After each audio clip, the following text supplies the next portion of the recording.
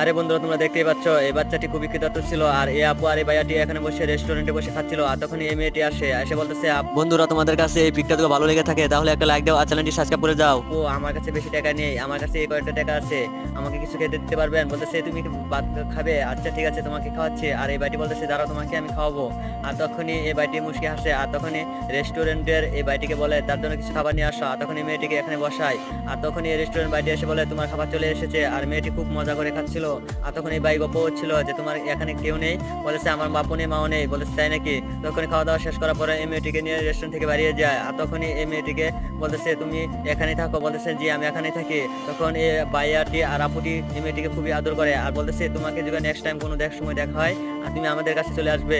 আর তখন এই মেয়েটি আরে বন্ধুরা, তোমরা দেখতেই পাচ্ছ এই বাচ্চাটি খুবই ক্ষুধার্ত ছিল, আর এই আপু আর এই ভাইয়াটি এখানে বসে রেস্টুরেন্টে বসে খাচ্ছিল। আর তখন এই মেয়েটি এসে বলতেছে বন্ধুরা তোমাদের কাছে এই পিকটা তো ভালো লেগে থাকে তাহলে